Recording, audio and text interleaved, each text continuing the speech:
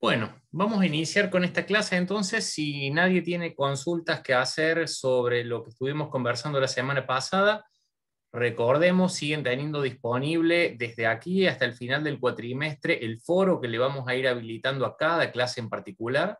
Es decir, en el aula virtual tenemos ya todo el material que hemos empleado y del que hemos conversado la semana anterior, incluido ese foro. Ya está disponible todo lo que corresponde a la clase de hoy. Recuerden que vamos a ir usando un foro para cada una de las clases, de modo que no se nos mezclen los diferentes temas, para que podamos ir teniendo todo perfectamente segmentado. De nuevo, damos una oportunidad más por si alguien tiene alguna pregunta. Coméntenme, abran el micrófono, pregunten, y si no, bueno, pasamos damos inicio a la clase de hoy, a la unidad que nos corresponde, que es lo que tiene que ver con mediciones eléctricas, puntualmente con los instrumentos que vamos a utilizar para hacer estas mediciones. Hola, profe, ¿Pregunta? buenas noches. Buenas Una noches. consulta. Sí. ¿Podría volver a explicar rápidamente los conceptos de reactancia e inductancia que no me terminaron de quedar muy claros? Sí, no hay ningún problema.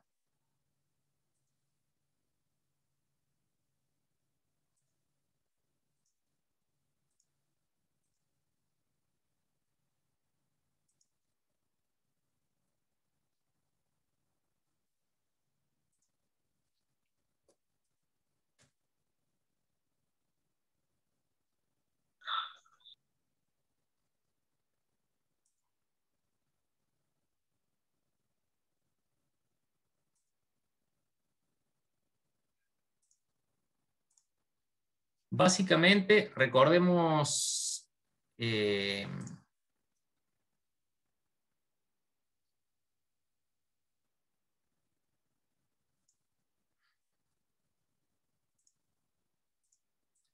recordemos lo que habíamos mencionado los otros días. Cuando nosotros utilizábamos las expresiones de la ley de Ohm para corriente continua, decíamos que la intensidad que iba a circular en un circuito era directamente proporcional a la tensión aplicada dividido la resistencia, donde la intensidad se medía en amperes, la tensión se medía en volt y la resistencia se medía en ohm. Acá hablamos de resistencia, que no es ni más ni menos que un conductor que tiene resistencia eléctrica, y esa resistencia en ohm se calcula como la resistividad propia del material por la longitud del elemento resistencia dividido la sección transversal de ese conductor. Tiene que ver simplemente con la oposición que el propio material del que está construida la resistencia opone a la circulación de corriente. Cuando pasamos a hablar de inductancia, la inductancia es una magnitud que ya interviene en la corriente continua, pero no de la misma manera que la corriente alterna. Ahí hablamos de una bobina que es un arrollamiento de alambre o de conductor, puntualmente de un alambre conductor como puede ser el cobre, es decir, tiene resistencia muy, muy bajita, y las bobinas están caracterizadas por una magnitud que es la inductancia, que se mide en Henry. Ahora bien, cuando nosotros a esta bobina la vamos a alimentar con una corriente alterna, aparece una magnitud asociada que se llama la reactancia inductiva, propia de las bobinas, de la misma manera que la inductancia, que en corriente alterna esta reactancia inductiva se calcula como 2 por pi por la frecuencia de la corriente alterna por esa inductancia medida en Henry. ¿Y en qué unidad se mide la reactancia inductiva? En ohm. ¿Por qué en ohm? Porque si nosotros calculamos esta magnitud y dividimos la tensión que le estamos aplicando aquí a los bornes de esta bobina por esa reactancia, nos da el valor de la corriente que va a estar midiendo el instrumento con el que podamos registrar esa corriente, que se mide lógicamente en amper, de la misma manera que habíamos visto aquí intensidad en la ley de Ohm. O sea, es por una cuestión del comportamiento eléctrico de ese dispositivo que es una bobina, básicamente. Esa inductancia tiene que ver con el número de espiras que tenga la bobina, con el diámetro, si son circulares esas espiras, con el diámetro que tengan cada una de esas espiras, con el medio en que se encuentre, es decir, si esto está en aire, está arrollado sobre un núcleo de hierro o sobre algún otro material, pero puntualmente, sepan esto, esas bobinas son una serie de espiras arrolladas de alambre o de material conductor, que en la medida que se le determine, ustedes si van a cualquier libro de física encontrarán cómo se calcula la inductancia de una bobina. Hoy por hoy no es lo importante para nosotros, porque lo que queremos ver es cómo se comporta dentro de un circuito de corriente alterna. Si conocemos la inductancia de esa bobina, lo multiplicamos por 2 por pi y por F, donde F es la frecuencia de nuestro sistema de corriente alterna, obtenemos la reactancia inductiva. Recordando que nuestra frecuencia es 50 Hz, pero podría llegar a ser la frecuencia de que se trate según el sistema que estemos empleando. Y a partir de ahí podemos obtener entonces la reactancia inductiva de ese elemento, y por relación entre tensión aplicada al elemento y la reactancia inductiva vamos a obtener la corriente que va a circular, que si nosotros hacemos un ensayo y medimos, vamos a ver cuántos amperes deja circular esa reactancia. Ahora, ese valor de reactancia, como dijimos, va a ser variable dependiendo de la frecuencia. ¿Por qué esta reactancia no la calculábamos en corriente continua? Porque dijimos que la frecuencia en corriente continua es 0, entonces la reactancia inductiva es 0. Por ende, la corriente que circularía a través de esta bobina conectada a corriente continua tendería a infinito. Sería un valor muy grande, y casualmente se trataría, cuando veamos de instalaciones eléctricas, de lo que se le llama cortocircuito. Una corriente más grande que la que está preparada para soportar el circuito, que lo va a terminar dañando a corto plazo, y por ende se usan protecciones especiales para que no entre en sobrecarga o en cortocircuito nuestra instalación. Eso es lo que necesitamos entender del concepto de inductancia y de reactancia inductiva. Si vamos al caso, podemos hacer también un paralelismo y decir, si tenemos dos placas de material conductor separadas por un aislante y le aplicamos corriente continua, en función del tamaño que tengan estas placas, de la separación que haya entre ellas y del material que las separe, vamos a tener una magnitud que se llama capacitancia, que se mide en Faraday, y que de la misma manera, si nosotros hacemos un cálculo matemático y calculamos XC, reactancia capacitiva, como 1 dividido 2 por pi por la frecuencia de nuestro sistema por la capacitancia en Faraday, este resultado se mide también en ohm, de modo tal que si nosotros dividimos la tensión aplicada a este elemento por la reactancia capacitiva, nos va a dar una intensidad que también se va a medir en amperes. Entonces, tenemos el paralelismo, digamos, el efecto de la inductancia para determinar una reactancia inductiva y el efecto de la capacitancia para determinar una reactancia capacitiva. Una inductancia que es un material perfectamente conductor, arrollado, y una capacitancia que son dos elementos conductores separados por un aislante. Y acá está, que si nosotros consideramos la frecuencia igual a 0 para corriente continua, nos queda 1 dividido 0, la reactancia capacitiva, que quiere decir la reactancia capacitiva en corriente continua es igual a infinito. Y es lógico porque ¿qué estamos diciendo? Cuando yo le aplico una determinada polaridad a los bornes del capacitor, este aislante que tengo entre las dos placas, entre las dos láminas, no va a dejar que circule corriente. Recién deja circular corriente cuando la frecuencia es distinta de 0 y por ende trabajamos con corriente alterna. Hicimos el paralelismo entre los efectos de la inductancia y de la capacitancia. Ambas son magnitudes que tienen que ver con el formato del elemento productor de capacitancia y del elemento productor de inductancia, pero lo importante es que con la fórmula apropiada, cada una de ellas nos lleva a una reactancia inductiva y capacitiva respectivamente, que se miden en ohm y que limitan la circulación de corriente y nos dejan calcular la corriente circulante a través de esos elementos como la tensión aplicada dividido la propia reactancia. No sé si más o menos se entendió el planteo. Sí, profe, se entendió perfecto. Bueno, excelente entonces. Pasamos a la clase entonces que tenemos prevista para hoy, salvo que tengan alguna otra consulta.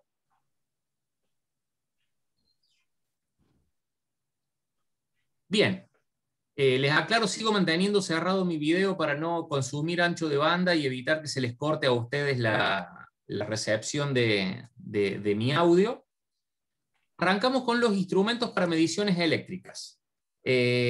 A partir de la próxima clase vamos a hacer un cálculo de algunos circuitos eléctricos que en la siguiente estaríamos si tuviésemos clases presenciales, ensayando en el laboratorio para cotejar con la práctica experimental y con mediciones la verificación de todas las leyes que teóricamente vamos a aplicar la semana que viene. Como no vamos a poder ir al laboratorio, los vamos a ir haciendo de manera simulada, vamos a plantear circuitos gráficos, le vamos a simular aplicación de tensión y vamos a ver qué pasa con las diferentes magnitudes que podamos medir. Entonces hoy lo que tenemos que hacer es hablar de los instrumentos con los que ustedes se van a poder encontrar a lo largo tanto de su carrera como estudiante como de su carrera profesional, cuando tengan que intervenir o ver un circuito eléctrico, una instalación eléctrica, o un determinado sistema en el cual tengamos instrumentos de mediciones eléctricas. ¿Qué debemos tener en cuenta inicialmente? Todas las magnitudes eléctricas no se pueden medir por observación directa. A ver, es poco común que por observación directa midamos alguna magnitud, pero hay muchas de ellas que a ojo las podemos determinar. Podemos determinar viendo a qué distancia se encuentra nuestro compañero, aproximadamente qué distancia hay entre nosotros, podemos medir las longitudes. Viendo el tamaño de una pieza podemos más o menos estimar el volumen, o incluso si sabemos de qué material es y más o menos estimamos el volumen, hasta podemos calcular su peso. Si tenemos un determinado cuerpo que somos capaces de levantar con la mano y si estamos más o menos duchos, por la sensación de la fuerza que hacemos nosotros, podemos determinar aproximadamente su peso, pero cuando hablamos de magnitudes eléctricas, ya no. Porque ninguna de las magnitudes de que hablamos la semana pasada, intensidad, tensión, resistencia, potencia, energía eléctrica, ninguna de esas magnitudes es visible y por ende no tenemos forma de medirlas por observación directa, sino que tenemos que hacerlo a través de procesos intermedios. Por ejemplo, cuando ustedes estudiaron física, habrán visto que cuando circula una corriente por un conductor, si a ese conductor lo ponemos dentro de un campo magnético, se produce una fuerza. Entonces, nuestros instrumentos para medir el valor de una corriente o el valor de una tensión, por ejemplo, van a emplear la fuerza ejercida sobre un conductor que lleva esa corriente por un campo magnético externo. Entonces, por eso vamos a ver en un rato los principios de funcionamiento de estos instrumentos. ¿Qué otra consideración debemos hacer? Debemos prestar suma atención y cuidado, ya que vamos a estar trabajando con electricidad. Un elemento invisible, es decir, como dijimos en el punto anterior, no lo podemos medir a la electricidad, a la corriente, a la tensión eléctrica por simple observación. Circula dentro de un conductor en donde no la vemos, ese conductor puede estar aislado o no, y a la corriente no la vamos a ver, y es muy riesgosa. ¿Por qué? Porque nuestro cuerpo es conductor eléctrico, y todos los sistemas trabajan con lo que se llama sistema de puesta a tierra, que permite que ante un cable pelado que caiga al suelo, circule una corriente a través del suelo y haga que actúen las protecciones apropiadas para que se desconecte el circuito y por ende no perdure esa falla. Bueno, si nosotros tocamos un conductor energizado y estamos parados en el suelo, por nuestro cuerpo, como tiene resistencia no infinita, va a circular una corriente y esa corriente eléctrica puede ser peligrosísima. Entonces, cuando se hacen los prácticos experimentales o se trabaja en circuitos con tensión, hay que tomar precauciones especiales o incluso ver que el circuito eléctrico tenga las protecciones especiales para que ante un accidente no ocurra nada o no se ponga en riesgo la vida de quien está trabajando en el lugar.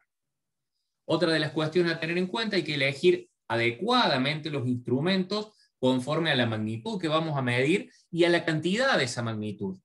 A ver, si yo voy a medir tensión, tengo que usar un instrumento que sirva para medir tensión, pero no solo eso. Si la tensión que yo voy a medir es de entre 0 y 100 volts, o 0 y 220, o 0 y 500 volts, tengo que usar un instrumento para medir tensión adecuado a ese nivel de medición. ¿Qué quiere decir? Si yo voy a medir 500 volts y uso un instrumento que tiene capacidad para medir 50.000 volts, no voy a ver acuse de movimiento de la aguja de ese instrumento y no voy a poder determinar la medición. Si por el contrario pretendo medir una tensión de 10.000 volts con un instrumento preparado para 500, lo voy a quemar, porque le va a hacer circular internamente una corriente más alta que la de diseño, que lo va a terminar dañando de inmediato. Otra de las cuestiones a tener en cuenta: debemos tener cuidado con el manejo de estos instrumentos porque normalmente son muy sensibles y tener en cuenta que de acuerdo a su tipo y modo de conexión debemos disponerlo de manera adecuada. A ver, vamos a ver que hay instrumentos que se conectan en serie, instrumentos que se conectan en paralelo.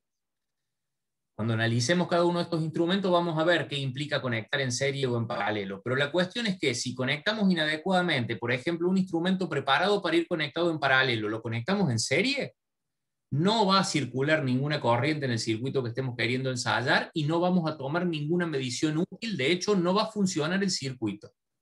Ahora bien, si a un instrumento que está preparado para conectarlo en serie lo conectamos en paralelo con la fuente de alimentación, vamos a provocar un cortocircuito tan grande que se va a quemar el instrumento y posiblemente los cables y la fuente de alimentación.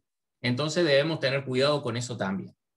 Y finalmente, siempre la recomendación cuando vamos a hacer un práctico experimental o a conectar un circuito eléctrico, por ejemplo, estamos armando la instalación eléctrica de nuestra casa, antes de ponerla en servicio debemos hacer verificaciones apropiadas para ver que no hayamos hecho una conexión errónea, que la conexión errónea de nuevo puede derivar en que no funcione el circuito o instalación, o en que se provoque un cortocircuito, que de nuevo un cortocircuito es hacer circular una corriente más alta que la de diseño del elemento de medición, de los cables y de la fuente de alimentación, que terminen derivando en que se quema todo, básicamente.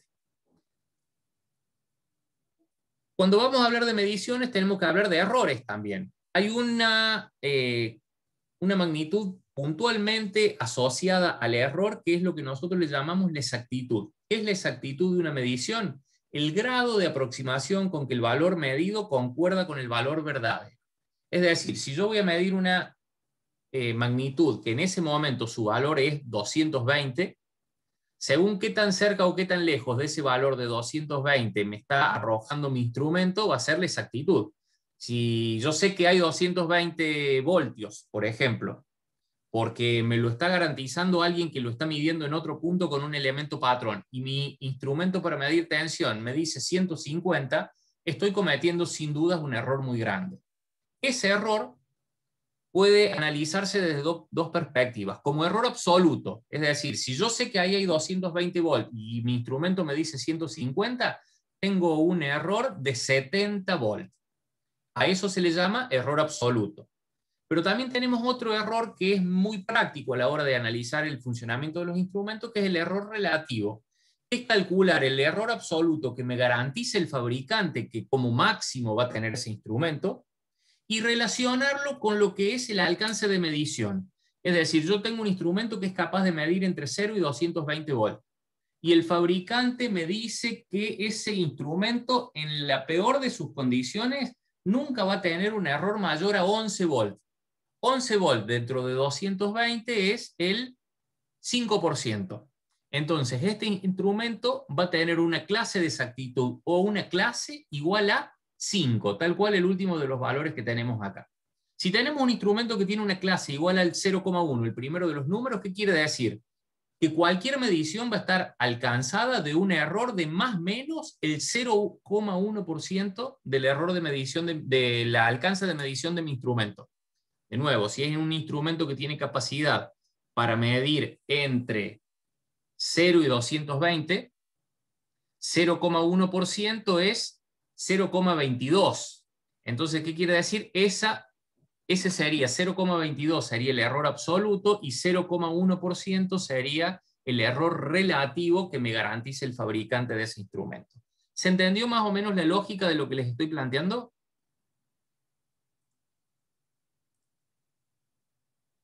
Profe. Gráficamente, por las dudas, para cuando vuelvan a ver el audio. Nosotros podemos tener un instrumento preparado para medir una determinada magnitud entre 0 y 10, con una aguja que se va a desplazar cuando yo le aplique a bornes la magnitud que estoy queriendo registrar. Si el proveedor del instrumento pongámoslo para hacerlo más fácil, entre 0 y 100, me dice que este instrumento es de clase igual a 1, ¿qué quiere decir? Esta clase igual a 1 quiere decir que cualquier medición que yo tome entre 0 y 100, por ejemplo, 35, va a estar afectada de un error que va a ser igual a más o menos el 1% del alcance de medición. ¿Quién es el alcance de medición? La diferencia entre el principio y el fondo de escala. ¿Qué diferencia tengo entre el principio y el fondo de escala, que aquí se llamaría alcance de medición? 0 y 100. La diferencia es 100. Entonces mi medición, por ejemplo, acá si tome 35, mi medición va a ser 35 más menos el 1% de 100, es decir, más menos 1. El fabricante, al decirme que este instrumento es de clase 1, me está garantizando que el error de medición nunca va a ser mayor al 1% del alcance de medición. Es decir, nunca va a ser mayor a 1 con respecto al 35 que estoy midiendo. Esa es básicamente la forma de definir la clase del instrumento.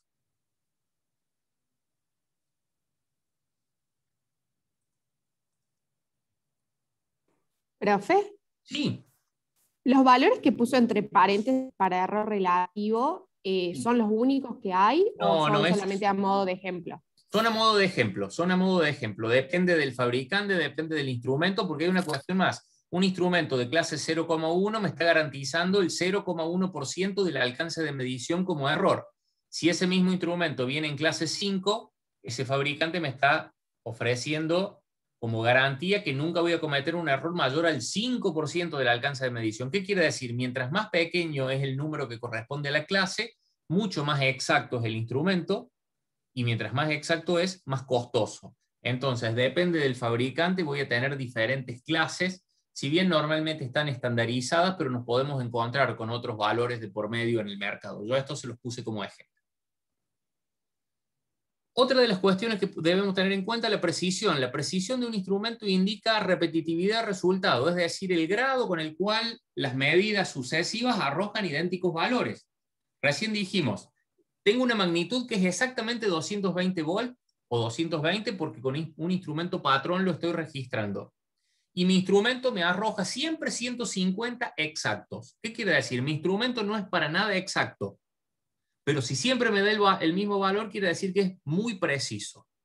Ahora, puedo tener instrumentos con menor grado de error, que las mediciones fluctúan entre, cuando yo tengo una magnitud que vale 220 y las mediciones fluctúan entre 215 y 225 cada vez que tomo la lectura, voy a tener un instrumento mucho más preciso, pero mucho menos preciso, pero con una variabilidad en su exactitud bastante grande, digamos. Entonces, estos dos efectos pueden estar conjugándose y cualquiera de los dos llevarme a no siempre obtener el valor más adecuado de la medición que estoy tomando.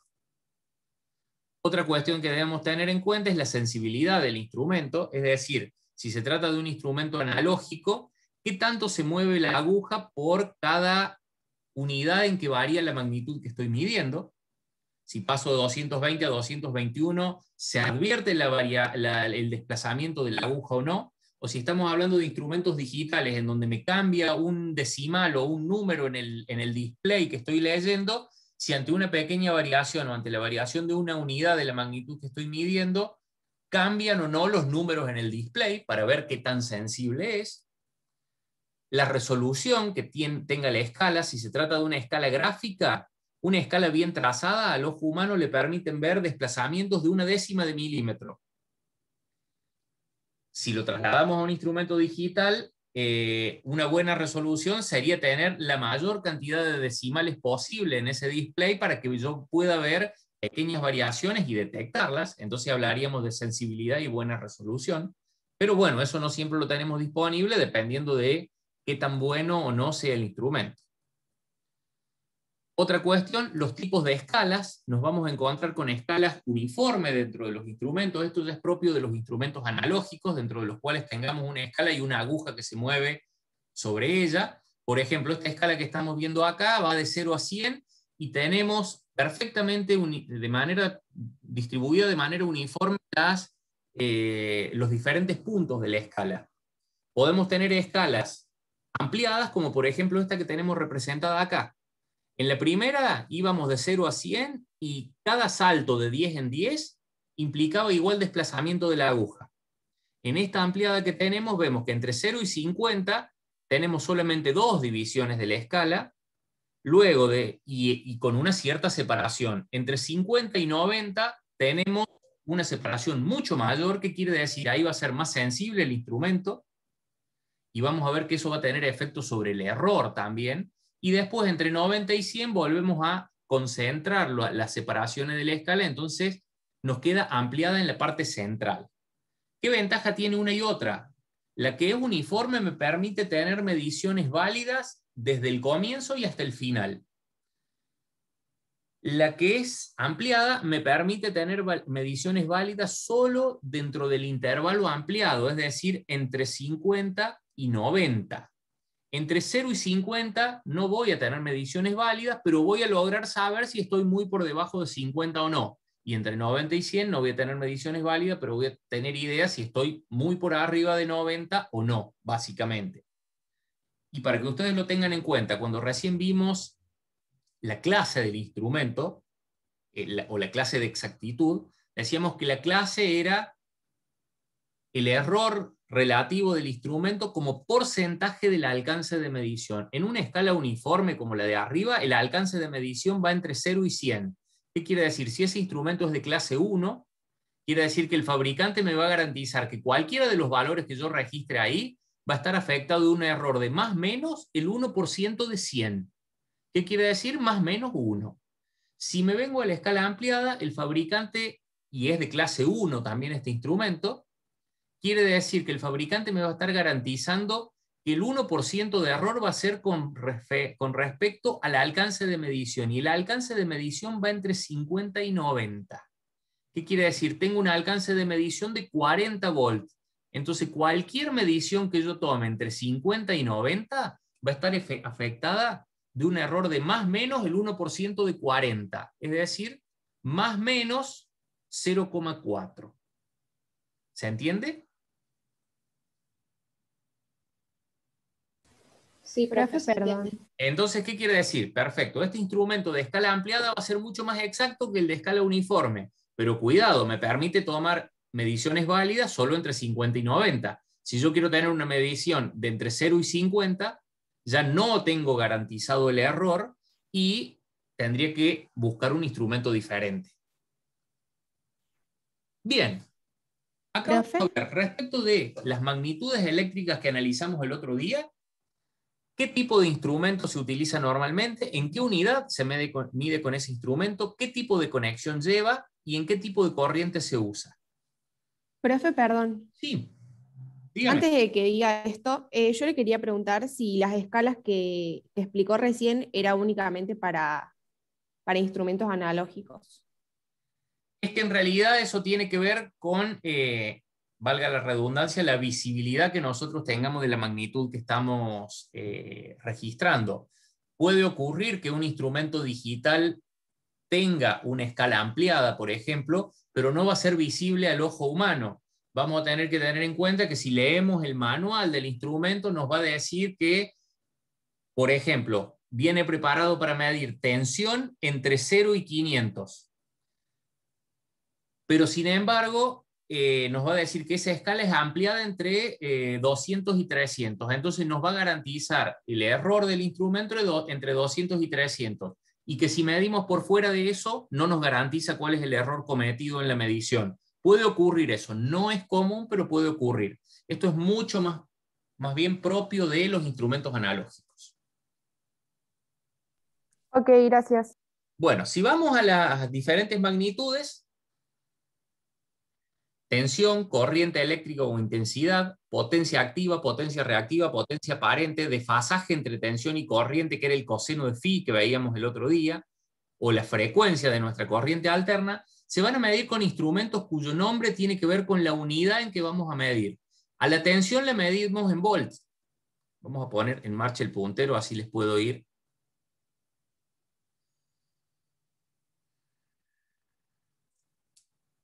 A la tensión la medimos en volt. El instrumento que se usa se llama voltímetro. A la intensidad o corriente la medimos en ampere. El instrumento se llama amperímetro. A la potencia activa en watts se llama wattímetro. A la potencia reactiva en volt-ampere reactivo se llama barímetro. A la potencia aparente en volt-ampere se llama volt-amperímetro. Al desfasaje, en realidad el coseno de phi, que se mide en decimal, el coseno de un ángulo varía entre 0 y 1, o entre 1 y menos 1, Entonces ese instrumento se llama cofímetro. Y la frecuencia que se mide en hertz, el instrumento se llama frecuencímetro. Es decir, la mayoría de ellos tienen un nombre que se relaciona con la unidad de medida. Algunos de ellos se relacionan con la magnitud medida. ¿Qué más debemos tener en cuenta? Podríamos encontrarnos con un instrumento preparado para medir miles de volts. Entonces la unidad de medida va a ser el kilovolt. Vamos a tener un kilovoltímetro. Podemos tener un instrumento para medir miliamperes. Se va a llamar miliamperímetro. Para medir kilowatts se va a llamar kilowattímetro. Entonces la unidad de medida va a estar afectada también de los múltiplos o submúltiplos de la unidad, y el instrumento va a variar su nombre según el múltiplo submúltiplo de la unidad que estemos queriendo medir.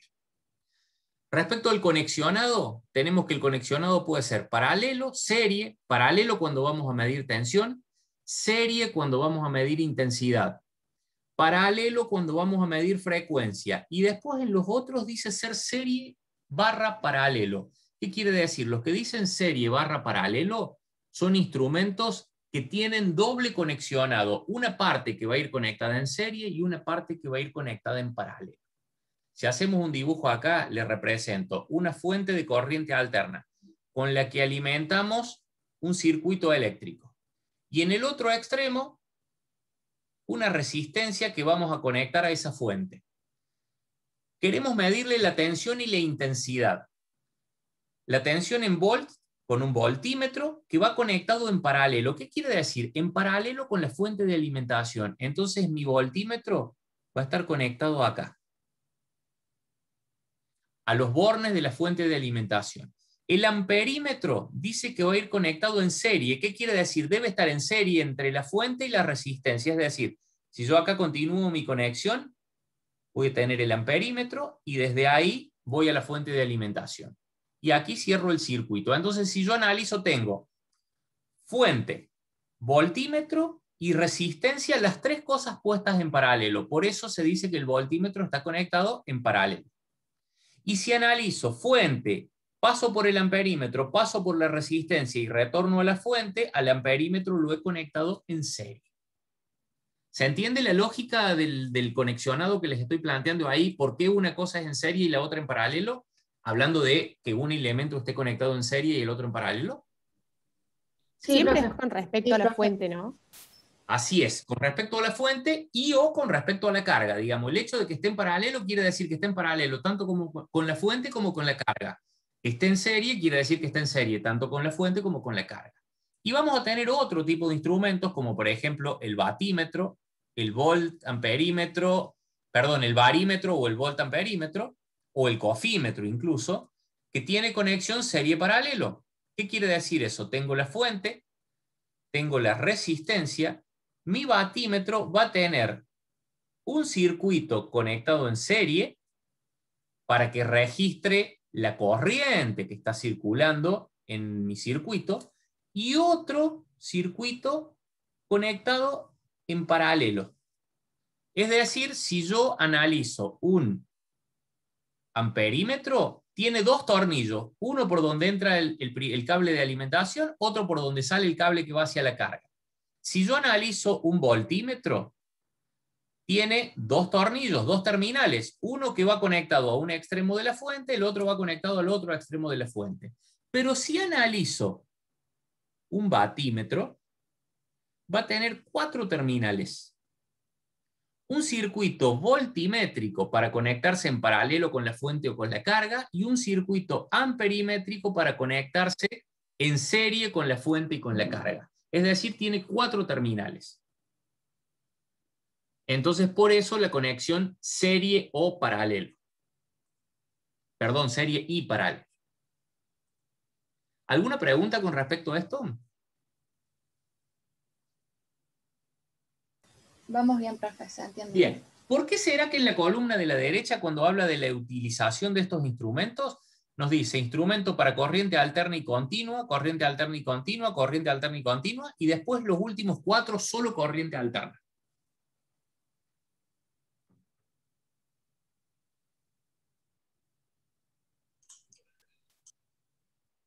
¿Qué se imagina? Porque en corriente continua no teníamos esas magnitudes. Exactamente, en corriente continua teníamos tensión, intensidad, potencia, pero potencia que era equivalente a potencia activa de corriente alterna. La potencia reactiva, la potencia aparente, el coseno de phi, producto del desfasaje entre tensión y corriente, e incluso la frecuencia, eran propias de la corriente alterna. Y en la corriente continua no existen. Entonces, más que acertado el comentario o análisis que me acaba de plantear. Principios de funcionamiento. Vamos a ver cuáles son los diferentes tipos de instrumentos con los que nos vamos a encontrar en cuanto a su principio de funcionamiento y para qué se pueden utilizar. Un instrumento, el más común de todos, se llama de hierro móvil. Es la categoría más difundida de los amperímetros y voltímetros, es decir, para medir tensiones o corrientes y tensiones. Especialmente como instrumentos de tablero, son aptos para medir tanto corrientes continuas como alternas. ¿Cuál es su constitución? Tenemos dos tipos, los que se llaman de atracción o los que se llaman de repulsión. Recuerden esto, cuando nosotros tenemos un conductor por el cual hacemos circular una corriente, alrededor de ese conductor aparece un campo magnético, una inducción magnética, que se calcula en función del valor de la corriente y que es directamente proporcional a la corriente. Entonces, ¿qué quiere decir? Mientras más grande sea la intensidad que circula en el conductor, más grande el campo magnético que produce. Entonces, ¿qué vamos a hacer? Vamos a utilizar ese campo magnético para medir de alguna forma, indirectamente, el valor de la corriente que allí está circulando. Entonces, ¿qué es lo que se hace? Esto que tenemos acá representado, estos dos rectángulos, en realidad son la vista en corte de una bobina. Si nosotros vemos en perspectiva esa bobina, ¿qué es una bobina? Va a ser un conductor que va a tener una determinada cantidad de espiras, formando una bobina, y dos bornes de alimentación. Vamos a tener uno que ingresa por acá, da N vueltas y sale por acá ese conductor. Entonces, cuando nosotros hagamos circular una corriente en esa bobina, el campo magnético producido por la primera vuelta, más el de la segunda, más el de la tercera, se van a terminar concentrando y dándonos un campo magnético que va a tener su eje centrado con la bobina. Si dentro de esa bobina nosotros ponemos un núcleo de hierro, como es esta parte central que tenemos acá, ¿qué efecto le produce el campo magnético al hierro? Recordemos, el hierro tiene una particularidad propia de ese material, es un material ferromagnético. ¿Qué quiere decir que sea ferromagnético?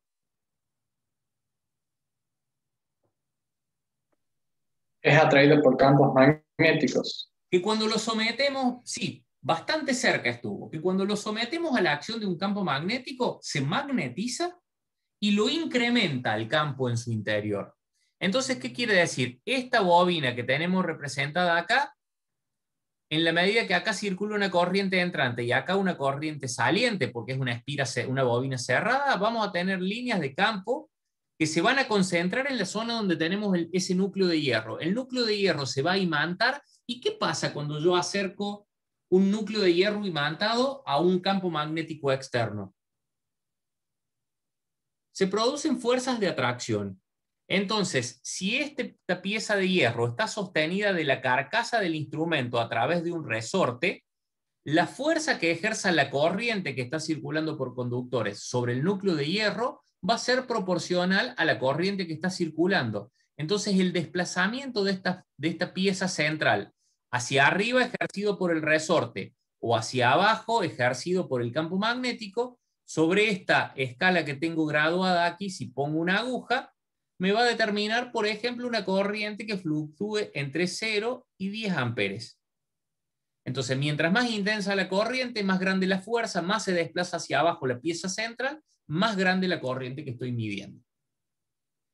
Otra alternativa que podemos tener es el que se llama de repulsión, que es una bobina similar a la que teníamos recién, nada más que tiene forma de sector.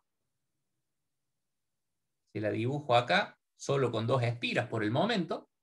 Entonces, ¿qué quiere decir? Acá tengo un conductor de entrada, NB o N vueltas en la bobina y el conductor de salida.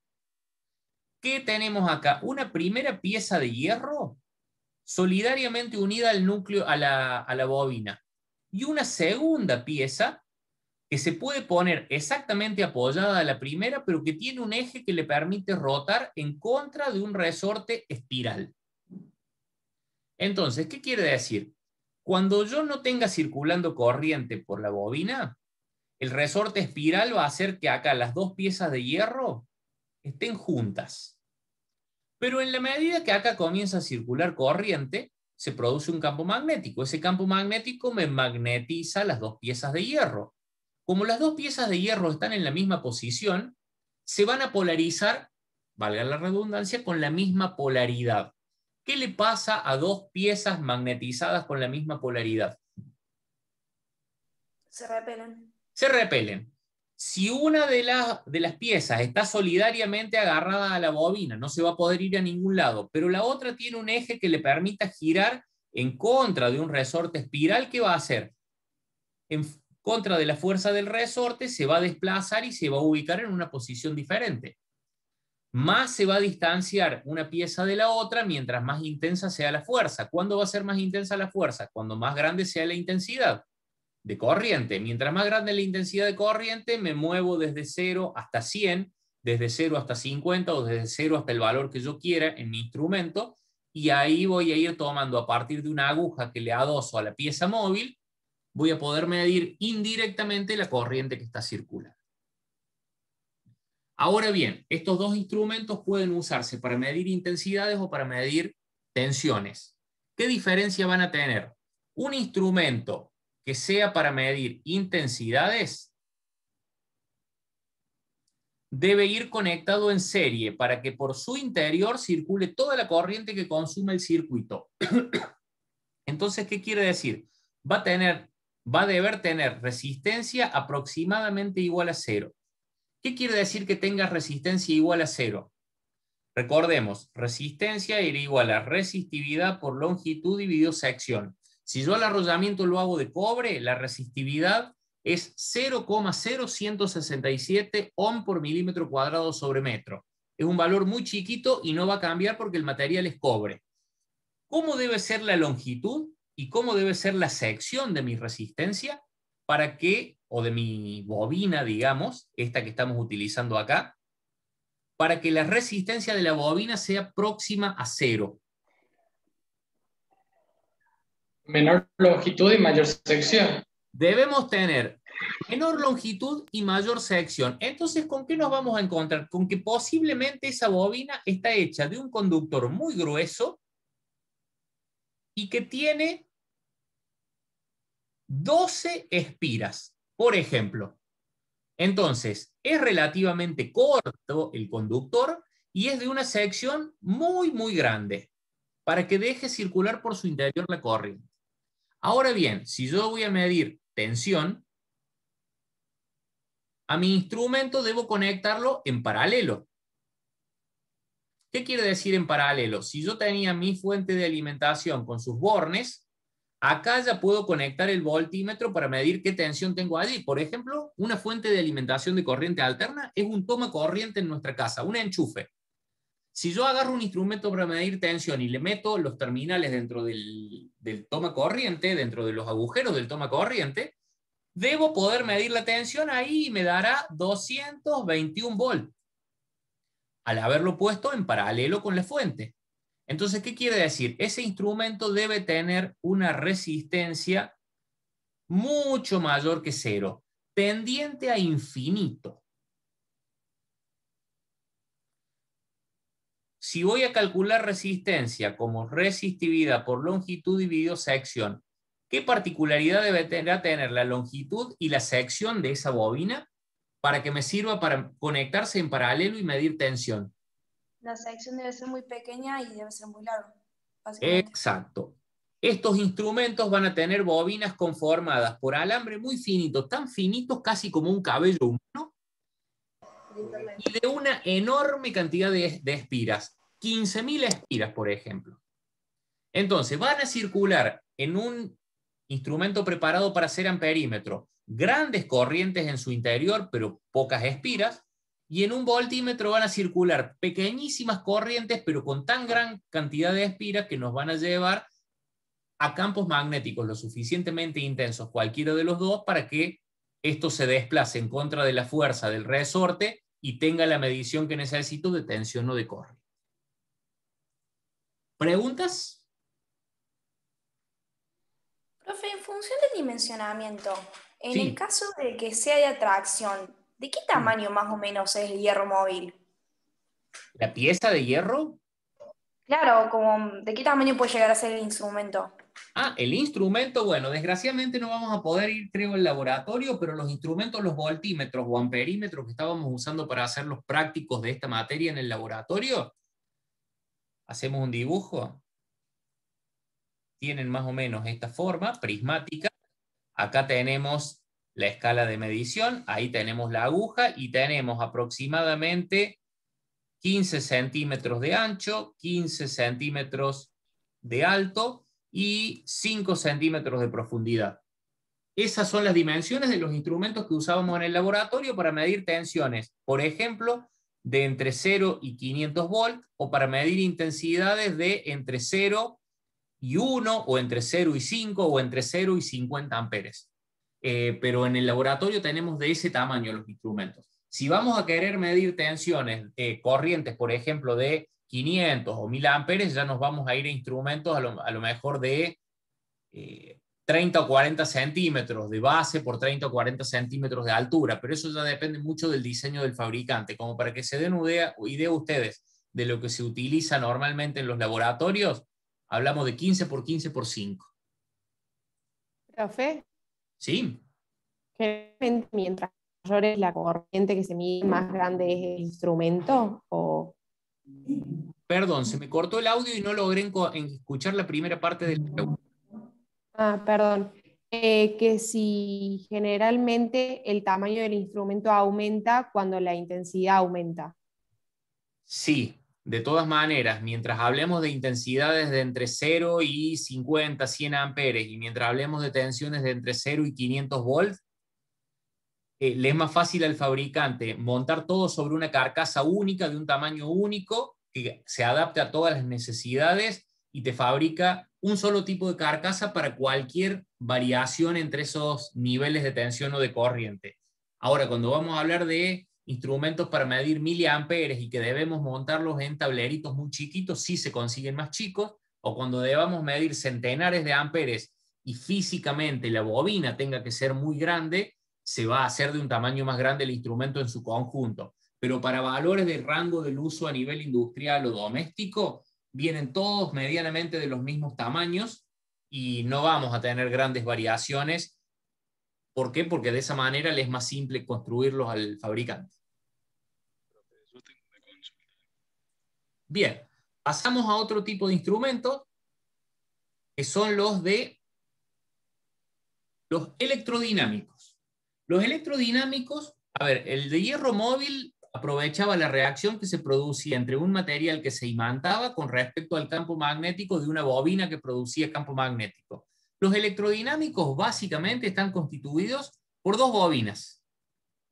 Entonces, ¿cómo funciona esto? Si lo vemos en perspectiva, vamos a tener una bobina en posición vertical y una bobina en posición horizontal. Ambas montadas dentro del mismo instrumento. Entonces, en la medida que hagamos circular una corriente por una de las bobinas y una corriente diferente por la otra de las bobinas, ambas van a producir campos magnéticos y esos campos magnéticos van a reaccionar entre ellos, haciendo que, si una bobina está fija y la otra tiene posibilidad de moverse, que la bobina móvil cambie su posición porque los dos campos van a reaccionar entre ellos y van a tratar de alinearse.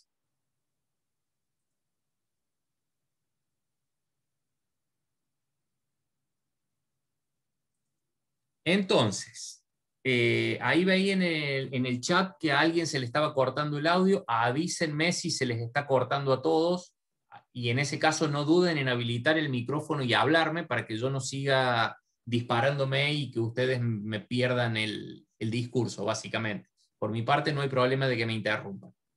Bueno, conclusión. Hablamos de dos bobinas entonces que van a llevar una corriente I sub 1, una corriente I sub 2, que entre ellas van a reaccionar, y por ende, Si la bobina que se va a mover lo hace en contra de un resorte espiral, esto va siempre a mantener una posición inicial en 0, y en la medida que crezca la magnitud de cualquiera de las dos corrientes va a crecer la fuerza, se va a desplazar la aguja montada sobre la bobina móvil y vamos a medir sobre la escala indirectamente el valor de la tensión o corriente que estamos aplicando. ¿Qué utilidad tienen estos instrumentos? Como tienen doble circuito, son los que se pueden usar como batímetros, como barímetros, como cofímetros. ¿Por qué? Porque ahí necesitamos tener señal de tensión y de corriente. Entonces, ¿con qué nos vamos a encontrar? Si, por ejemplo, la bobina 1 es la de corriente, va a tener muy pocas espiras de alambre muy grueso para que vayan puestas en serie. Y si la móvil es la de tensión, esa bobina va a tener una enorme cantidad de espiras de alambre muy finito para que pueda conectarse en paralelo, y de la conjunción entre medición de corriente y medición de tensión sacamos medición de potencia activa, reactiva, aparente o de factor de potencia.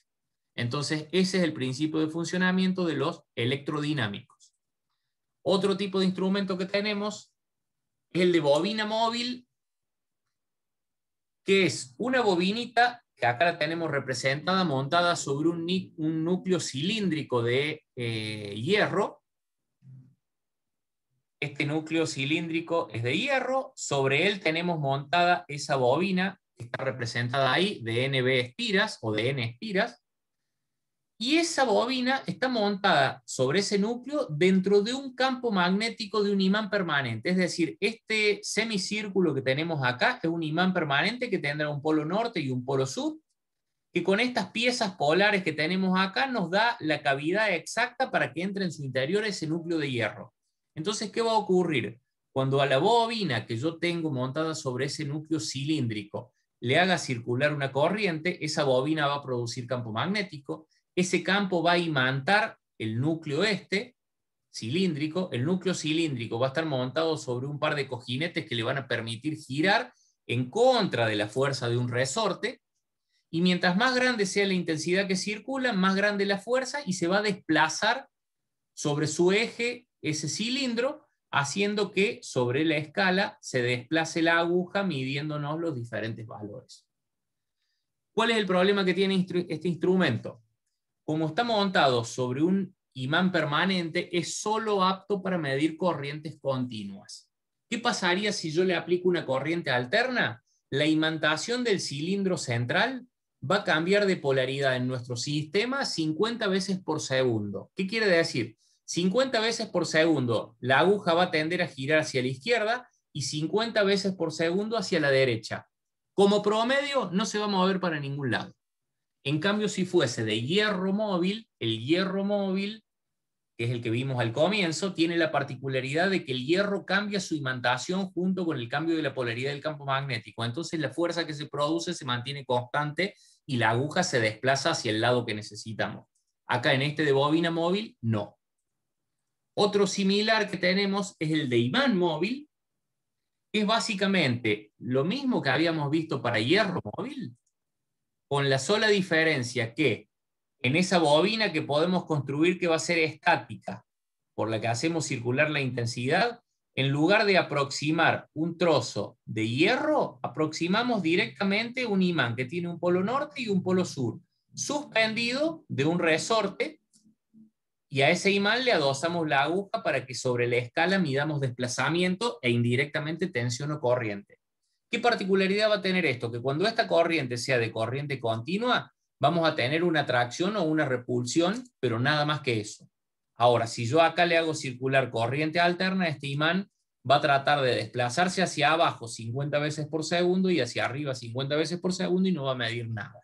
Entonces, el instrumento de bobina móvil dentro de un imán permanente o el de imán permanente dentro de una bobina estática, ¿qué efecto nos va a dar? Solo la posibilidad de utilizarlo en corriente continua, no así en corriente alterna. Mientras que un instrumento de hierro móvil puede utilizarse para corriente continua o alterna porque cualquiera de las dos corrientes lo imanta adecuadamente al instrumento. Y el último de los instrumentos que vamos a ver analógicos es propio de la corriente alterna, y este es el que se usa para frecuencímetro, que es el instrumento que se llama de resonancia. A ver, para que me traten de entender, lo que está representado ahí como bobina no es ni más ni menos que una bobina que tiene este formato, así es larga, larga, y tiene múltiples espiras. Como este instrumento va a ser un frecuencímetro y por ende debe ir conectado en paralelo con la fuente de alimentación, vamos a tener un número muy grande de espiras de alambre muy finito, igual que si fuese un voltímetro. ¿Y qué hacemos acá? Por el interior de esa bobina hacemos que pasen unas lengüetas magnéticas, que son chapas de hierro que pasan por el interior de la bobina y del lado de atrás están sujetas a un núcleo de hierro. Esto que tenemos acá es el núcleo de hierro, las lengüetas sujetadas pasan por el interior de la bobina y tienen de frente estas caras que son visibles para nosotros. Cuando esas lengüetas están soportadas acá por el núcleo de hierro, van a estar fijas.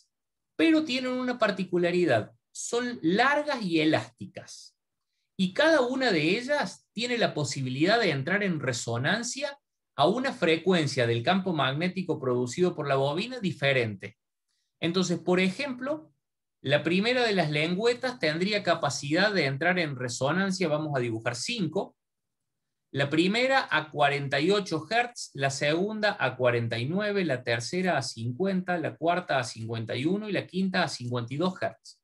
Si yo le aplico una corriente de exactamente 50 Hz a la bobina, ¿qué voy a ver? Que la que puede entrar en resonancia a 50 Hz va a empezar a oscilar de tal manera que voy a ver que el frente se estira así de largo. Si de repente la frecuencia bajó a 49 Hz, esta va a dejar de oscilar y va a comenzar a oscilar la de 49. Si de repente la frecuencia subió a 50,5, me voy a encontrar con que de las 5 lengüetas, en lugar de oscilar todo lo que oscilaba cualquiera de las individuales recién, la de 50 y la de 51, en 50,5, van a oscilar ambas hasta la mitad de la altura. Entonces me va a dar idea de que estoy en una frecuencia intermedia. Por eso se llama de resonancia, por la resonancia en la que va a entrar cada una de estas lengüetas metálicas elásticas y que pueden entrar en resonancia con la frecuencia de nuestra corriente alterna. ¿Por qué este instrumento en corriente continua no se utiliza? Porque cuando yo le conecte 220 volts de corriente continua, ninguna de las lengüetas va a entrar en resonancia porque no hay frecuencia de campo magnético, básicamente. ¿Preguntas?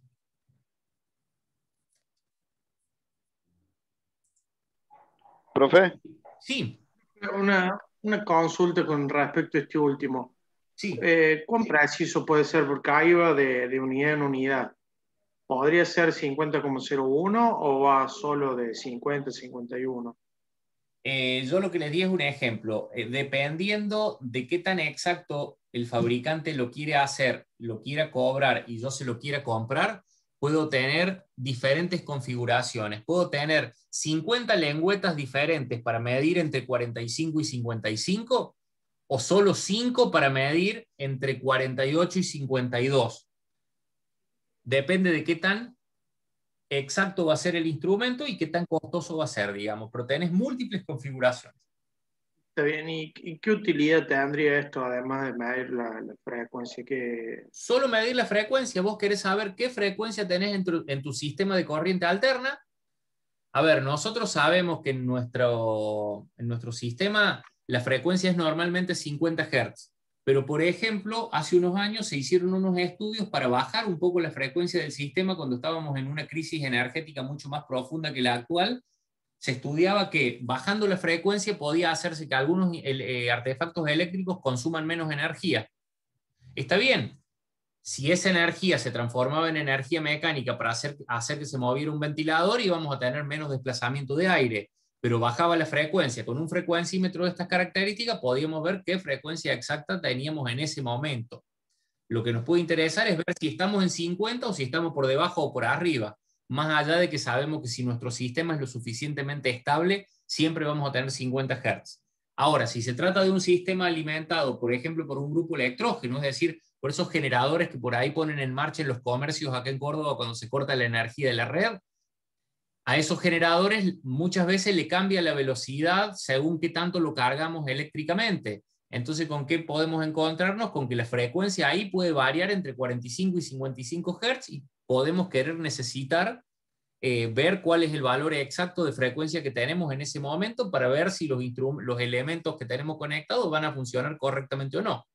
Depende de eso nada más, pero la utilidad del instrumento es solo medir frecuencia, como la de un amperímetro medir corriente, como la de un voltímetro medir tensión. Le hago una pregunta con respecto a la variación de la frecuencia. Sí. Los electrodomésticos o las máquinas, los motores, ¿tienen una tolerancia o puede variar, digamos, de 0 a 100 y no pasaría nada? Una lámpara con menor frecuencia va a alumbrar menos. Un motor con menor frecuencia va a girar más lento. A ver, ¿qué tanto más lento? Tanto más bajo como sea la frecuencia. ¿Qué es lo que te va a afectar? Que la carga mecánica que vos estás arrastrando se mueva más lento y de ahí ya depende de lo que vos quieras hacer, si lo dejas de usar porque ya no te sirve o si lo seguís usando porque tu elemento es indiferente, le es indiferente la velocidad exacta, digamos. O sea, el funcionamiento se ve afectado, pero si es aceptable o no, esa variación en sus condiciones de funcionamiento dependen de cada caso en particular. Digamos, porque con un golpe de tensión se puede quemar un equipo, pero con la variación... Un golpe de tensión es algo diferente. Variaciones de frecuencia relativamente reducidas no te afectan en gran medida en las condiciones de funcionamiento y no te lo van a quemar. Pero sí puede ocurrir que si vos necesitas que tu motor funcione exactamente a 1450 RPM y le bajaste un poquito la frecuencia, te va a funcionar a 1400 y a lo mejor eso no es útil para vos. Pero eso no te va a dañar el motor propiamente dicho. Puede ser que no sea útil por el tipo de carga que vos estás arrastrando con ese motor, pero nada más que eso. Perfecto, listo. Bueno, gracias, profe. Bien, simbología en los instrumentos. Todos estos símbolos que tenemos acá identifican el principio de funcionamiento o el mecanismo del instrumento. Si el instrumento es de hierro móvil, como el primero que estuvimos estudiando, vamos a tener este gráfico que tenemos aquí arriba. Todo ese zigzag vertical representa la bobina y la barrita negra en su interior, el trozo de hierro que se desplaza en su interior. Los dos siguientes que tenemos con esos rectángulos cruzados dentro de un círculo son electrodinámicos de bobinas cruzadas para cofímetro o de bobinas perpendiculares para batímetro o barímetro. Pero ¿qué quiere decir esto? Si nos encontramos con ese símbolo en un instrumento, quiere decir que es electrodinámico. Si nos encontramos con un gráfico como el cuarto, es el que corresponde a un instrumento de bobina móvil. Si nos encontramos con un gráfico como el quinto, que es igual al primero, pero la barra interior de la bobina tiene dos colores diferentes, quiere decir que es de imán móvil. Y si nos encontramos con uno como esta barrita vertical, más las otras dos oblicuas arriba de una horizontal, quiere decir que es de resonancia. Entonces, según el símbolo que encontremos dentro del instrumento, sabemos cuál es su principio de funcionamiento, pero también sabemos para qué tipo de corriente es. ¿Por qué? Porque el de hierro móvil puede ser para corriente continua y alterna. El de imán móvil o el de bobina móvil solo para corriente continua. Los electrodinámicos dependerá. Si es para potencia activa o potencia en corriente continua puede ser indistinto, pero si es para fasímetro o para barímetro o voltamperímetro, va a ser solo para corriente alterna. Y el de resonancia es solo para corriente alterna porque en corriente continua no tenemos frecuencia. Otro tipo de símbolos que tenemos son los que tienen que ver con la magnitud a medir y la unidad de medida. ¿Qué magnitudes podíamos tener? Intensidad, tensión, coseno de phi, potencia activa, potencia aparente, potencia reactiva. Entonces, si es intensidad, nos vamos a encontrar con un símbolo en el instrumento como la A, que quiere decir que es un amperímetro. Entonces va a medir amperes entre un cierto rango de valores. Si nos encontramos con la MA, M minúscula, quiere decir que va a ser un miliamperímetro. La B de voltímetro, la KB de kilovoltímetro, coseno de phi de cofímetro, watt W de wattímetro. kW de kilowattímetro, VA de voltamperímetro, kVA de kilovoltamperímetro, kilobarímetro, o barímetro, y así con todas las unidades. Nosotros siempre dentro de la escala del instrumento vamos a ver la unidad, y según la unidad vamos a saber si es un miliamperímetro, un amperímetro, un kiloamperímetro, o si es un batímetro, kilobatímetro, kilovoltímetro, o lo que fuere. ¿Se entiende la lógica de esto? Ya vamos a ver un ejemplo en donde lo vamos a ver aplicado a eso. Después vamos a tener otro símbolo que va a ser el que me va a indicar para qué tipo de corriente es. Si me encuentro con dos líneas paralelas al estilo de un igual, es un instrumento para corriente continua. Una onda que parece una sinusoide va a ser para corriente alterna. La sinusoide y una línea continua que es para corriente continua y corriente alterna. Y si tengo tres onditas de corriente alterna, quiere decir que es de corriente alterna trifásica. Una pregunta. Sí. ¿Qué diferencia habría entre la monofásica y la bifásica? ¿Qué sería más resistente la trifásica? Guarda, bifásica no se usa normalmente. Todos nuestros sistemas son monofásicos. Digo, monofásico. Perdón. A ver, ¿cuál es la diferencia que tiene un sistema trifásico? Con el solo hecho de agregarle dos cables más a la instalación, es decir, duplicar la cantidad de cables, triplicas la cantidad de energía transferida. Entonces es un sistema mucho más eficiente. Pero con una ventaja adicional: a igual potencia transferida, en trifásica los cables son mucho más finos. Entonces, triplicar la energía transferida con solo duplicar la cantidad de cables, pero que esos cables sean más finos, quiere decir que en un trifásico vas a llevar el triple de energía con una instalación mucho más barata. Entonces, por eso a nivel doméstico las instalaciones son monofásicas, tenemos solo dos cables, la fase y el neutro, y en las instalaciones trifásicas tenemos tres fases más el neutro, que a eso lo vamos a ver cuando estudiemos instalaciones, es decir, tenemos el doble de cables, pero esos cables son más finos, entonces son más baratos, y con ellos transmitimos el triple de energía que con una instalación monofásica. Entonces es mucho, mucho más eficiente, y por eso las industrias normalmente o los comercios grandes usan instalaciones trifásicas, y en las casas es poco común que usemos instalaciones trifásicas porque nuestros artefactos son todos monofásicos. Sí, le hago una acotación. He visto varias casas trifásicas. Son tableros grandes, pero he visto varias casas trifásicas. Bueno, ¿qué puede ocurrir? En esa casa... Que no tengan taller, porque hay algunas que tienen taller y le hacen trifásica, pero casa... Claro, a ver, ¿qué es lo que va a determinar ¿qué es lo que va a determinar que en tu casa tengas una instalación trifásica? El hecho de que necesites usar artefactos trifásicos. A ver, una instalación trifásica es la suma de tres monofásicas. Entonces, si vos tenés una instalación trifásica, no tenés problema de usar artefactos monofásicos. Ahora, si tenés una instalación monofásica, no podés usar artefactos trifásicos. Es muy común que los aires acondicionados grandes sean trifásicos. Entonces, si vas a poner un aire acondicionado muy grande y es trifásico, vas a necesitar alimentación trifásica. Al menos para ese aire acondicionado.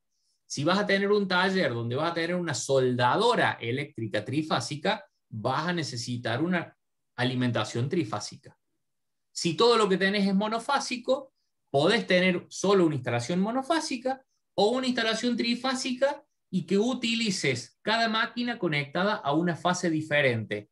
Pero para vos eléctricamente no cambia la cuestión, sino que simplemente distribuís las cargas entre las diferentes fases. Claro, ese modelo de instalación es el que he visto que hay. Exacto.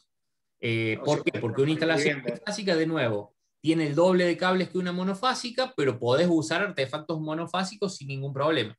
Ahora, en la monofásica no podés usar artefactos trifásicos.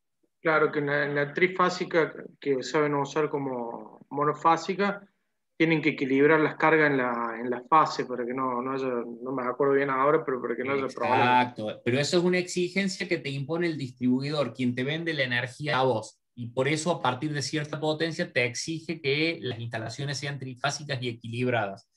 Pero para uso doméstico no hay problema en que sean monofásicas, salvo que tengas un artefacto que de nuevo te exija tener alimentación trifásica. Por ejemplo, te compras, porque te gusta la tornería, te compras un torno para hacer mecanizados y tiene motor trifásico. Vas a necesitar alimentación trifásica. Bien, Tenemos otro grupo de símbolos que van a aparecer también en los instrumentos que tienen que ver con su posición de uso. Vertical, horizontal o inclinado. ¿Por qué?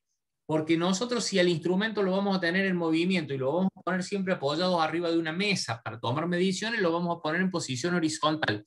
Todos los cojinetes internos tienen que venir preparados para dejar que la aguja se desplace libremente en posición horizontal. Pero puede ocurrir que lo vayamos a poner en un tablero siempre en posición vertical en la pared. Entonces vamos a diseñar ese instrumento para que su funcionamiento óptimo sea en posición vertical o inclinado, por ejemplo. Entonces, dentro de los instrumentos vamos a tener siempre una identificación si el fabricante nos va a decir si ese instrumento es para posición horizontal, vertical o inclinada.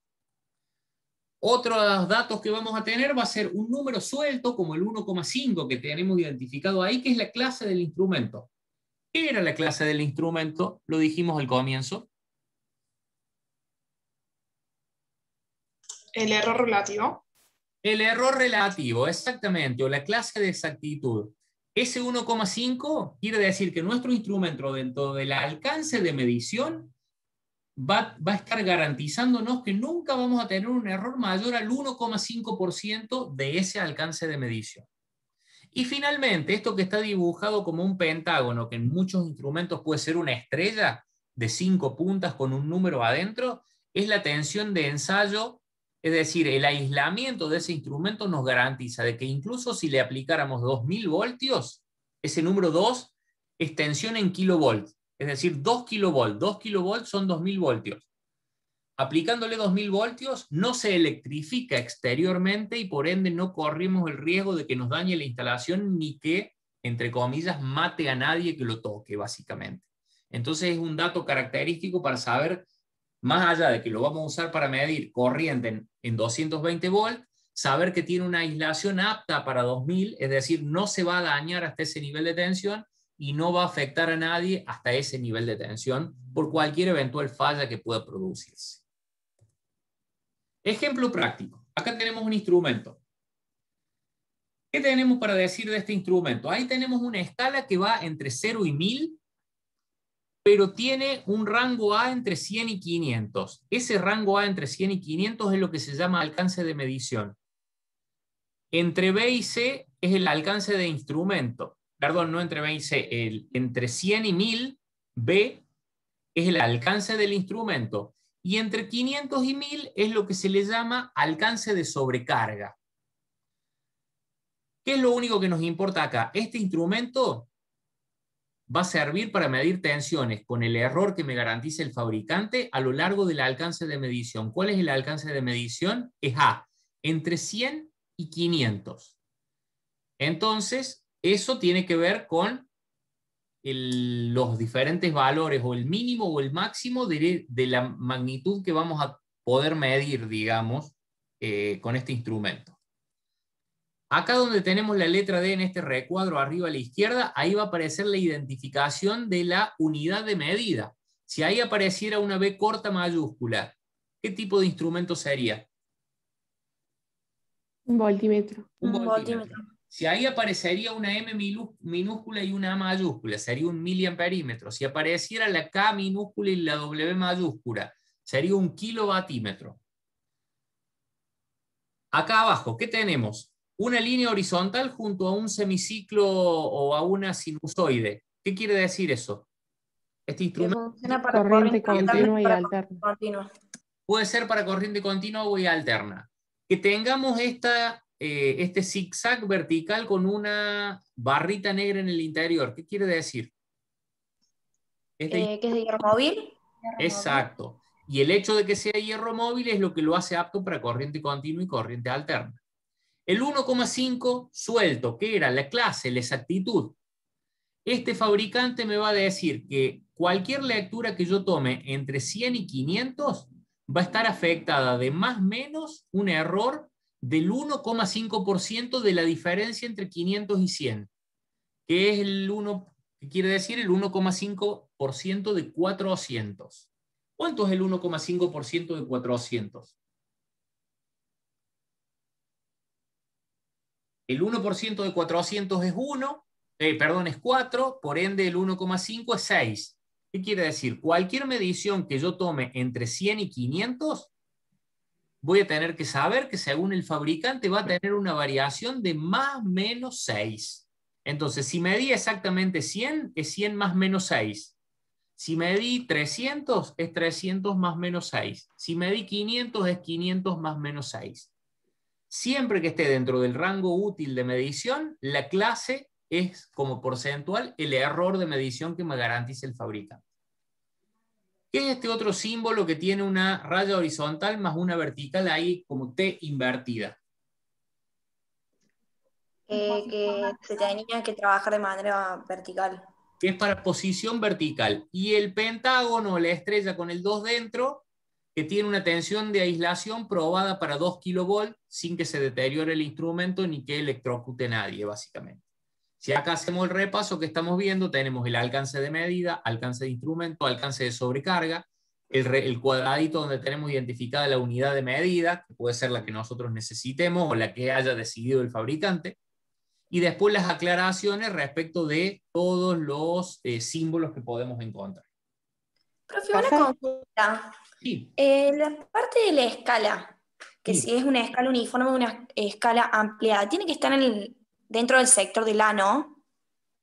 A ver, este instrumento que estamos viendo acá es de escala ampliada. ¿Por qué? Porque la uniformidad de la escala va a estar dada entre 0 y 500. Ya vamos a ver un par de ejemplos ahora. Entre 0 y 100 no vamos a tener la misma cantidad de divisiones y entre 500 y 1000 tampoco. Entonces es ampliada con una ampliación útil en la zona del alcance de medición, básicamente. Uniforme sería si entre 0 y 100 tuviésemos siempre la misma cantidad de unidades de medida entre cada trazo de la escala.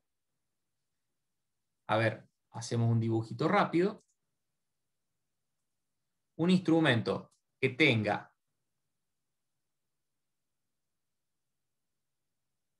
esto entre 0 y 10 y tengamos igual cantidad de barras entre 0 y 1, entre 1 y 2, entre 2 y 3 y así hasta llegar a 10, eso es un instrumento de escala uniforme. Si en cambio yo tuviese 0, 5, 6, 7, 8, 9 y después 10, bueno, el 9 podría no ir, este es un instrumento de escala ampliada porque entre 0 y 5 tengo solamente una división y entre 5 y 10 tengo uno por cada unidad, básicamente. Cualquiera de esos son escalas ampliadas. Este que dibujamos acá arriba sería escala uniforme. Tiene que ver con si toda la escala tiene igual cantidad de divisiones por cada unidad o no. Pero bueno, ahí ya vemos un par de ejemplos reales y salimos de la duda. Instrumentos especiales. Multímetro, pinza voltamperimétrica, medidor de energía eléctrica. Esto es un multímetro, un instrumento digital formado por una carcasa plástica con un selector que me permite elegir entre un montón de magnitudes y escalas a medir. Por ejemplo, DCB, tensión de corriente continua, que mide entre 200 milivolts y 1000 volts según la escala que yo elijo. ACB, tensión de corriente alterna, me sirve para medir tensiones de hasta 200 o de hasta 750 volts. Amperaje de corriente alterna entre 2000 microamperes y 10 amperes. Resistencia, puedo medir la resistencia de un elemento hasta 200, 2000, 20.000, 200.000 o 2 millones de ohm. Accesorios que tengo. Un sistema de puntas de prueba que van conectadas a estos bornes que tenemos acá y con los extremos de la punta tipo aguja tocamos los contactos, por ejemplo, de un tomacorriente y medimos el nivel de tensión. Cuidados a tener, si lo que vamos a medir son tensiones, el instrumento va a estar preparado para conectarse en paralelo. Si yo lo conecto en serie no voy a medir nada y el circuito no va a andar. Ahora, si voy a medir amperaje, y con el selector puse 2000 microamperes o 10 amperes, cuidado que si yo lo llego a poner en paralelo, voy a tener un instrumento de baja resistencia puesto en paralelo y lo quemo de inmediato. Con respecto a lo que tiene que ver con los accesorios, por ejemplo, este multímetro en particular tiene una posición para medir temperatura. Entonces tiene una sonda, que es en realidad un material bimetálico en el interior, que produce una reacción eléctrica con el cambio de temperatura, y las dos puntas conectadas a los bornes correspondientes me permiten ver acá grados centígrados a partir de la reacción eléctrica de este elemento que se usa como sonda. ¿Qué cuidado hay que tener? Por ejemplo, cuando vamos a medir corrientes de hasta 10 amperes, se utiliza un tercer borne con el cual el instrumento no tiene protección. Entonces, si de repente corremos el riesgo de que la tensión supere los 10 amperes, lo vamos a quemar. Mientras que si vamos a medir hasta el rango de 200 miliamperes, tiene un fusible interno que ante una sobrecarga se quema el fusible y no se quema el instrumento. El otro instrumento que queremos ver es la pinza voltamperimétrica, que básicamente tiene el mismo display que un multímetro, tiene un mismo selector de diferentes funciones que un multímetro, amperaje de corriente alterna, amperaje de corriente continua, tensión de corriente continua o alterna, ómetro para medir resistencia, para medir grados centígrados, para medir frecuencia incluso, o sea, tiene un par de magnitudes adicionales.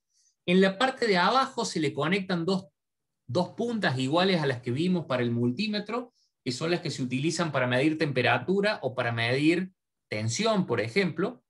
Pero este instrumento tiene una ventaja. Cuando yo voy a medir corriente, amperaje, no necesito ponerlo en serie a través de las puntas esas que veíamos recién, que en el multímetro decíamos, si quiero medir hasta 10 amperes tengo que usar un tercer borne y saber que si supera una corriente, si mido una corriente mayor, se me va a quemar el instrumento directamente, porque la corriente circula por el interior de este instrumento.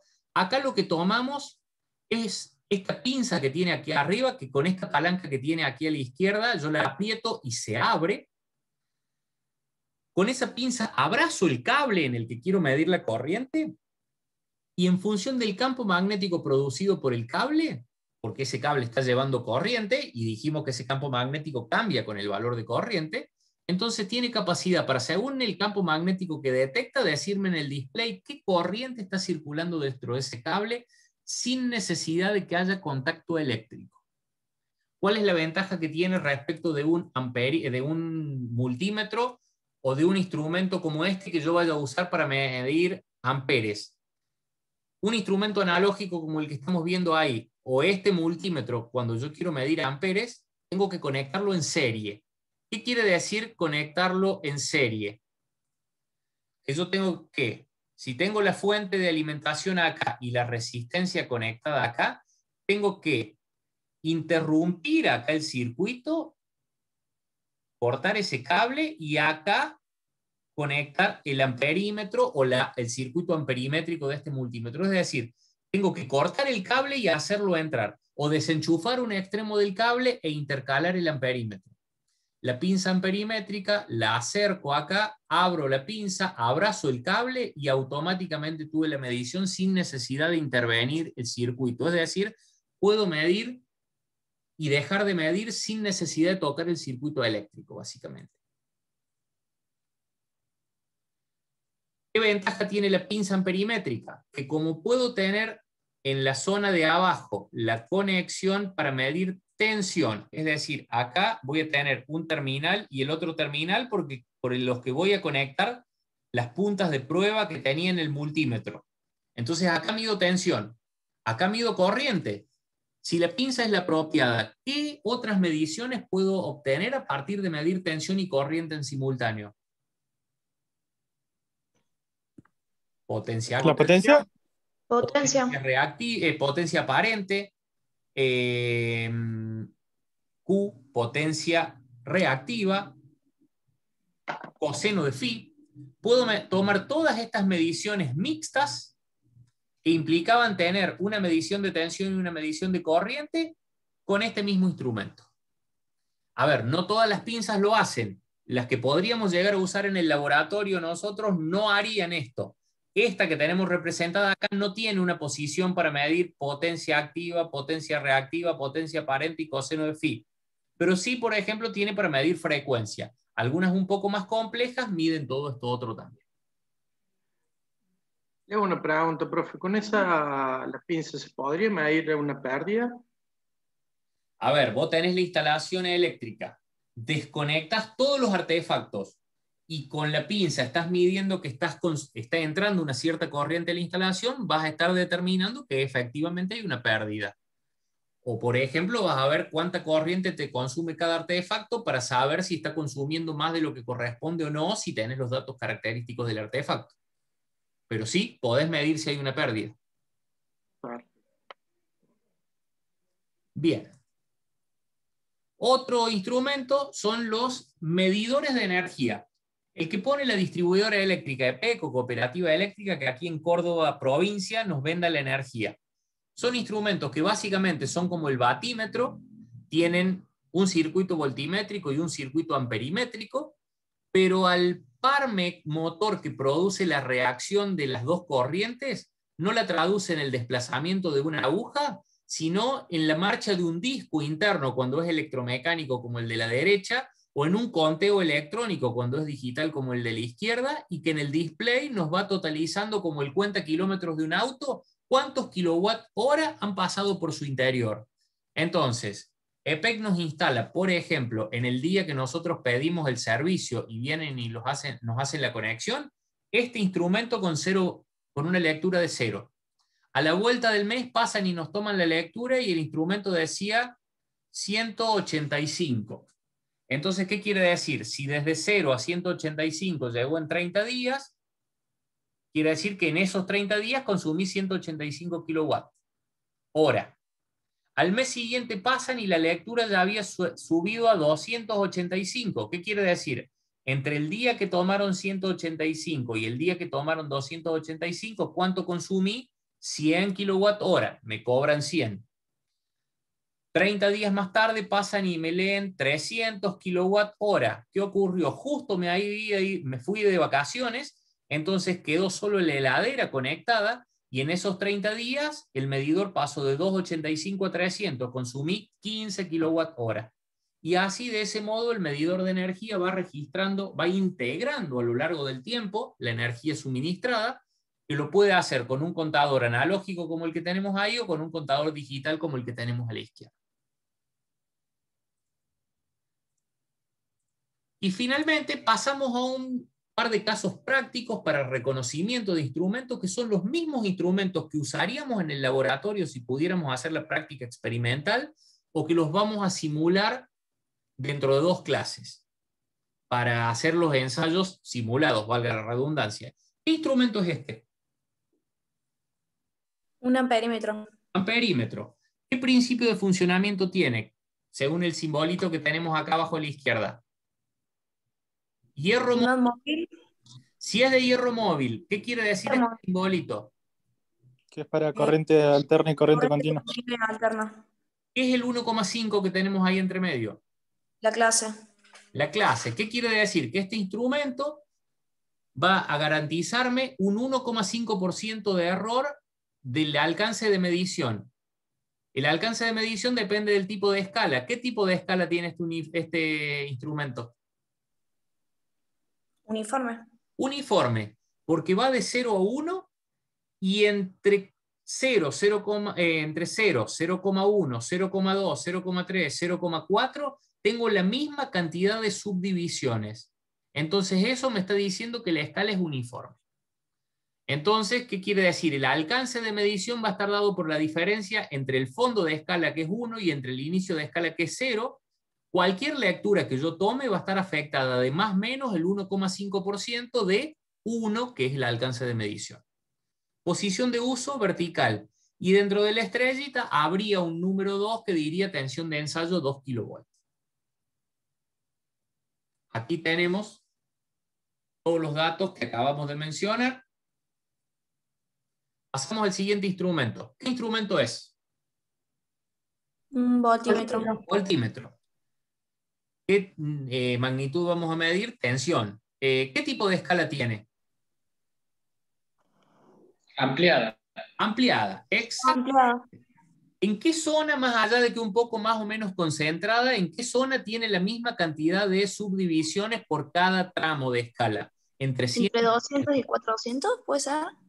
No, a ver, lo que cuenta acá, si bien está un poco más ampliada entre 200 y 400, si vos ves entre 0 y 200, ves que, o entre 100 150, entre 150 y 200, entre 200 y 250, entre 250 y 300, en cada uno de esos tramos tenés la misma cantidad de subdivisiones. Entonces el fabricante te va a garantizar la clase o la exactitud para cualquier medición que tomes entre 100 y 500. Lo que queda fuera acá es lo que está entre 0 y 100. Entonces la ampliación que es entre 100 y 500 y lo que queda fuera es 0, 100. Entonces... O sea, profe, que por más que lo del medio esté más separadito, eso no lo contaríamos como ampliado. No, exacto. Acá lo que se toma es todo el sector de la escala para el cual cada tramo de escala tiene la misma cantidad de subdivisiones. Y eso tiene que ver con la definición de la escala, que recién decíamos, vos podés concentrar las subdivisiones, pero si está bien trazada la escala, tu ojo va a poder detectar desplazamientos de hasta 1/10 de milímetro. Acá, entre 0 y 100, no podés detectar absolutamente nada. Entonces, ahí tenemos alcance de medición entre 100 y 500. Por ende, el alcance es de 400 volts para el que vamos a utilizar para calcular la exactitud. Si vamos a lo que tenemos abajo, hierro móvil, corriente continua y corriente alterna, clase 1,5, quiere decir que entre 100 y 500 cualquier lectura va a estar afectada de más o menos el 1,5% de 400. Posición vertical de uso y tensión de ensayo, 2 kV. Y acá tenemos un frecuencímetro.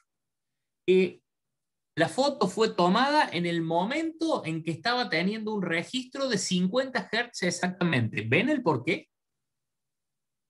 ¿Cómo funcionaba este instrumento? No tenía una aguja que se desplazaba.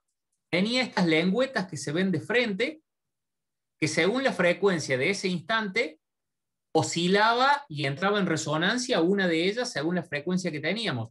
Fíjense el efecto de cómo se desplaza hacia arriba y hacia abajo la central, que lo que vemos es un alargamiento de la lengüeta, porque recuerden esto, se va a desplazar 50 veces por segundo hacia arriba, 50 veces por segundo hacia abajo, entonces nuestro ojo no alcanza a detectar el desplazamiento, ve una deformación de la lengüeta, por el hecho de que nuestro ojo creo que no ve más allá de 20 cambios por segundo, acá tenemos 100 cambios por segundo, 50 hacia arriba y 50 hacia abajo, entonces tengan en cuenta eso y así se ve el funcionamiento de este instrumento.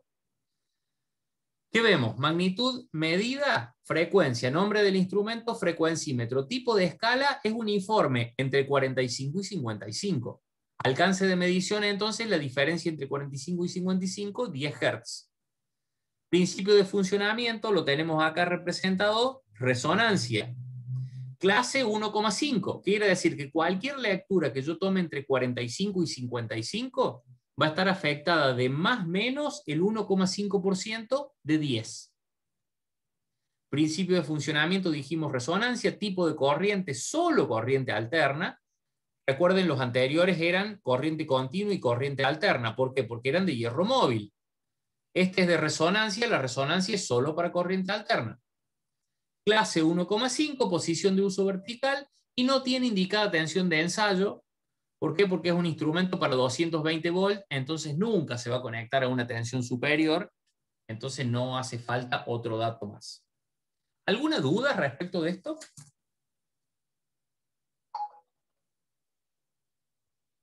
Entonces, los despido hasta la semana que viene. Les agradezco la atención y la buena predisposición. Cualquier duda que tengan, la canalizamos a través del chat, del foro, como dijimos el otro día, y si no, en la próxima clase evacuamos todas las dudas que puedan llegar a surgir. Profe, me queda una duda, Sí, porque dígame. no lo vi en los ejemplos. Sí.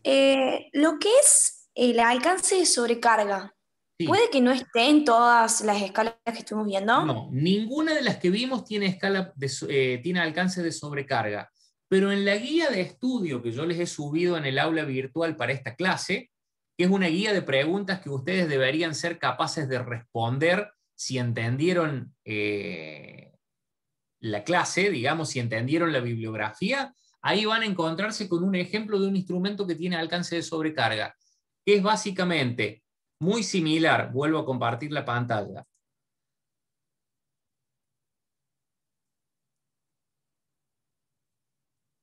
A este instrumento que tenemos acá, pero con la diferencia de que en ese instrumento lo que nos vamos a encontrar que, por ejemplo, va a tener acá una división adicional en donde, por ejemplo, nos va a aparecer un 1000. De la misma manera que entre 0 y 100 no tenemos subdivisiones, no tenemos ninguna entre 500 y 1000. ¿Para qué nos va a servir ahí? Para saber si el instrumento está con la aguja en esa posición, vamos a estar aproximadamente en 750 volts. No vamos a tener exactitud, no vamos a tener precisión, pero vamos a saber que estamos muy por arriba de 500, que es el fondo de escala útil del instrumento, básicamente. Bueno, en esa guía de estudios ahí tienen un instrumento con alcance de sobrecarga. Y la otra cosita que me quedó así dando vueltas de lo que habíamos visto antes cuando había preguntado sobre qué pasa cuando hay una escala uniforme. En una escala uniforme, si todo es alcance de medida, entonces tampoco se puede evidenciar el alcance de sobrecarga. No, exactamente. El alcance de medición, si es todo alcance de medición, no tenés ni alcance de sobrecarga ni base de la escala a no tener en cuenta, básicamente. Es la misma, digamos, a ver, corre con la misma suerte que el instrumento este que estábamos viendo recién de escala uniforme, en donde no tenés nada que descontarle ni por debajo ni por arriba la escala, básicamente. Perfecto, muchas gracias. Bueno, chicos, ha sido un gusto. Nuevamente, gracias por todo. Nos estamos conectando el próximo martes a las 21:30. Chao, profe. Buenas noches. Gracias.